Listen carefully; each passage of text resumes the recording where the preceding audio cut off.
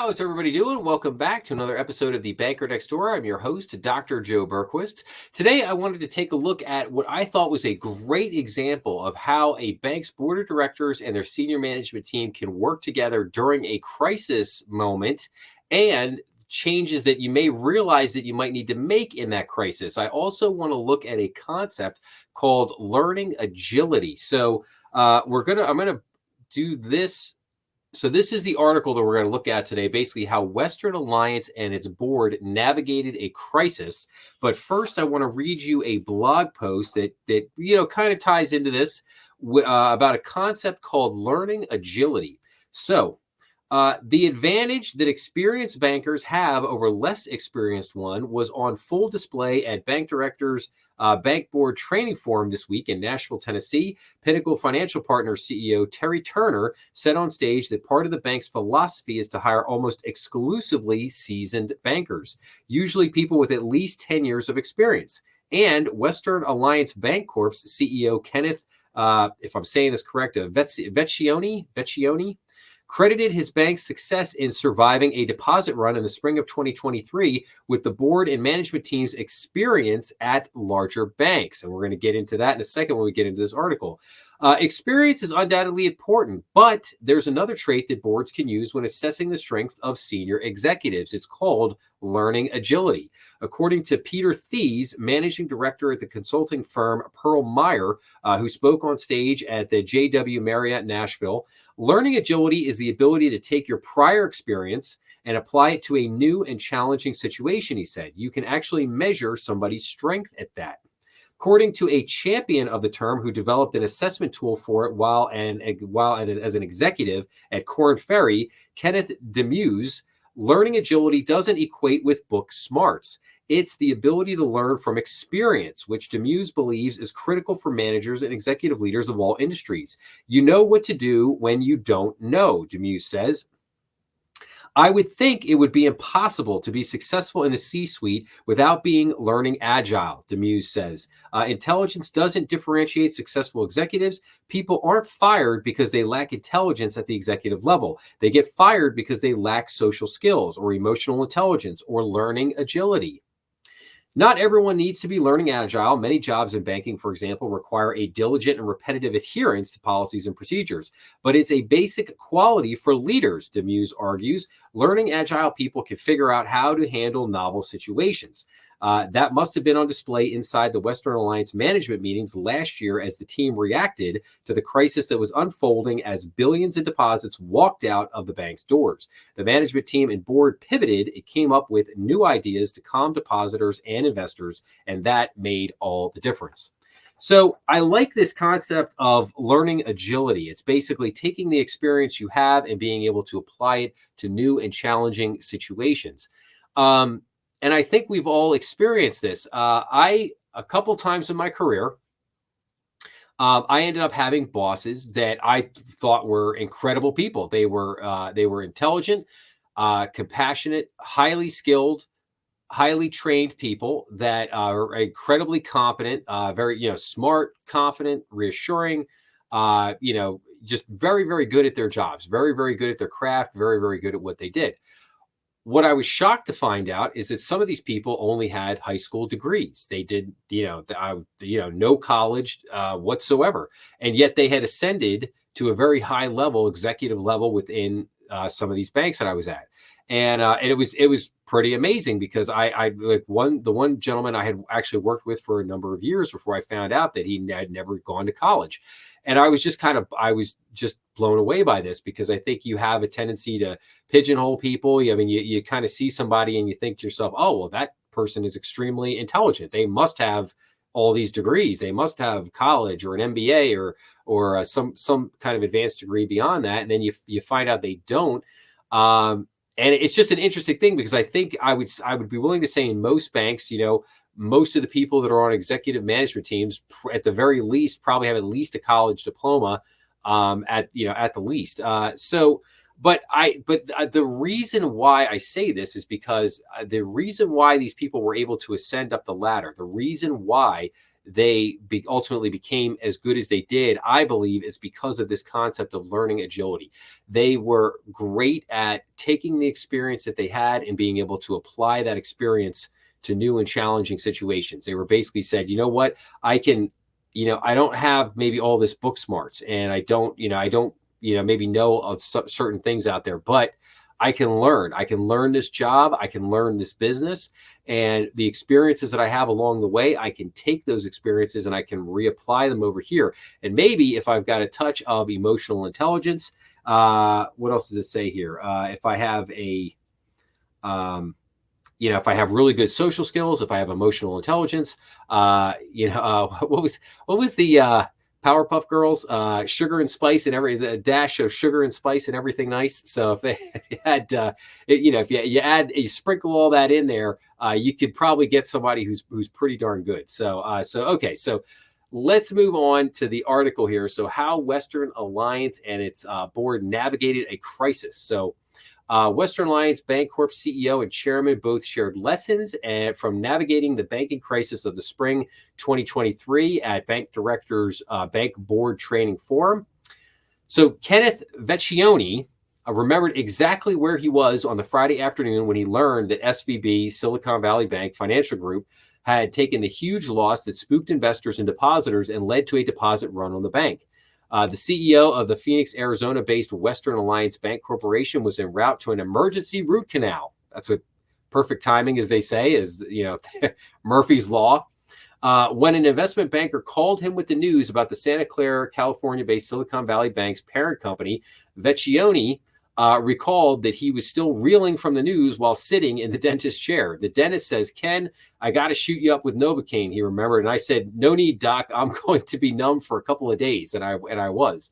Vecchione set off laughter when he shared that on stage, as I'm sure he did. But he wasn't laughing in the moment when it happened. Investors and depositors were looking for any similarities, however tenuous, with Silicon Valley Bank. Many saw Western Alliance as the next domino to fall because it had tech industry exposure through its subsidiary Bridge Bank, which often competed with Silicon Valley Bank. Roughly $8 billion in deposits flowed out of Western Alliance on the Monday after SVB's Friday night failure, and another $1.5 billion left the bank that Tuesday.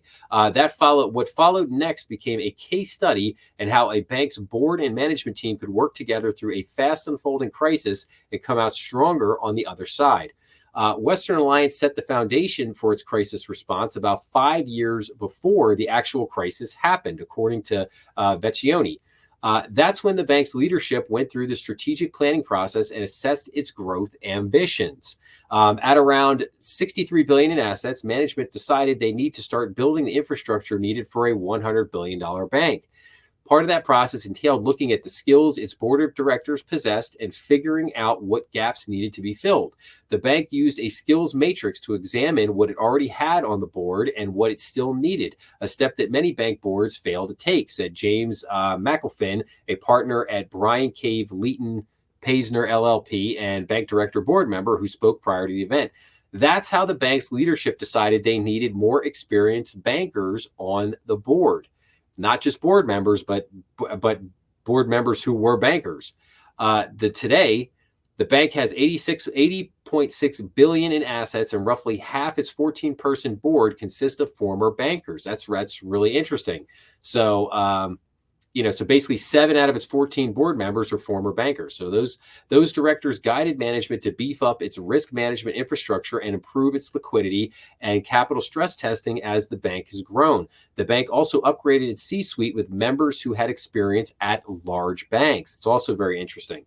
Fast forward to March 2023, Silicon Valley Bank and New York-based Signature Bank failed in quick succession, while First Republic Bank teetered on the brink of collapse. At the same time, Vecchione and his management team met daily with the board, reviewing Western Alliance's financials and possible next step. Now, I'll take a breath here for a second, because I don't know about you, but if I was running a bank and $9.5 billion in deposits ran out the door in 2 days, I'd need a moment. I would need a moment. That would definitely be a moment for sure. We were very fortunate that when this event took place, we had experienced people who had been through the 07-08 crisis, said Chairman Bruce Beach, who joined Vecchione on stage at the event. The board never crossed the line between governance and management. We always held the position that management needs to make decisions. We were there to try to give them the best advice based on our experience. Management continuously sought the board's guidance and feedback on a number of decisions that ultimately restored depositors and investors' confidence in Western Alliance. That is an extraordinary example of a best practice. That's why you have a board. McAlpin says the board is there to support management, he says. For starters, leadership decided early on that any depositor who wanted to withdraw their money from Western Alliance would get it right away. The bank might try to persuade them to stay, Vecchione said, but he also understood this was a time when people were going to shoot first and ask questions later, and that he couldn't necessarily reason with panicked depositors. I think that was great. That was a great assessment on his part. The second rule was any deals that were going to close that week, we closed them. We always thought we were going to be in business, he said. Never once did I ever think we were going to fail. Western Alliance executives paid attention to when other banks were reporting earnings and issued regular updates on its own financial performance, timing those when its liquidity was on a normal upswing. Finally, the bank approached its largest clients and offered them a look behind the scenes if they would sign non-disclosure agreements. The mere fact that we went out and said, we'll tell you everything you want to know, it made all the difference in the world, Vecchione said. I think that was a fantastic idea. I don't think that most people in this situation would have thought to do that. I mean, that was a very crafty move on there. I give a major kudos for this. That was a major crafty move there on their part. They take the biggest clients and basically say, hey, listen, we'll come show you what's going on. Just sign a non-disclosure agreement and you come in, we'll show you everything. We'll answer all your questions. And then if you're satisfied, stay and go out and basically tell people everything's cool. In his remarks, Vecchione also echoed a key theme of the conference, the need to cultivate a strong bench of talent to fortify leadership. Those folks that grew out of the great financial crisis or any other crisis, their bank had helped inform their decision making, he told bank director after his remarks on stage. That was very important, making sure we had people that could see the whole picture, understand strategically where we needed to go and how tactically we needed to get there. So I thought this was a great article. I thought this was a great example, just being able to talk about the learning agility, being able to talk about what happened here. I think there are two very, very key takeaways here. Number one is, when you're assembling a bank board, you want that board to have banking experience. You want there to be experienced bankers on that board. Like again, you don't need to have an $80 billion asset bank. I mean, if you've got $1 billion asset bank, if you've got a $2 billion asset bank, if you got a $500 million asset bank, I think if you've got 8 or 9 board members, at least one of those board members should be a former banker that has some bank experience that can basically step in and say, hey, listen, and preferably someone with some gray hair that maybe was around in the 70s, the 80s, the 90s, that, kind of been through a few cycles, seen a few things, has some war stories that they could basically, say, hey, this is what happened back then. This is how this unfolded, whatever. Those people are very valuable. I think in a time when people want to remake their boards with a lot of younger, more experienced, tech hip people, you got to remember that there is no substitute for experience. I'll say that again. There is no substitute for experience. You can get the most tech savvy person in the world who knows everything about everything right now, but if they haven't been through some cycles, if they don't know the history of banking, if they haven't worked in banks before, they're not going to be able to offer you much help when the crap hits the fan, so to speak. You need the people that are the real deal. You need the people that are have the real experience in the room. So that's one thing. The second thing here, and I think even the bigger thing, is that the board left the management team alone. That in and of itself is very interesting, because I would say, and I think a lot of people would agree with me, that in moments of crisis like this, I think that it would probably be more times than not, you would have a bank board that would interfere with the executives. It would basically, the chairman of the board, that I guess that depends if the chairman is also the CEO or if there's a separation there. If you have an executive chairman, then you have a CEO.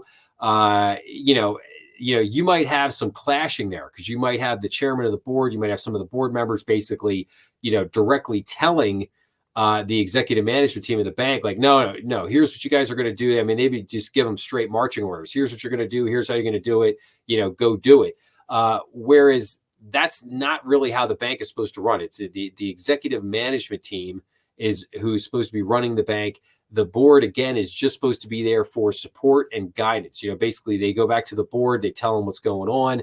They talk about what's happening. The board can share, their insights, their experience, their perspective, their knowledge, and basically say, hey, here's the thing. And then they can work with the senior management team to maybe help them to either reaffirm what they're about to do, or maybe help them critique, make some changes, adjustments to what they're about to do.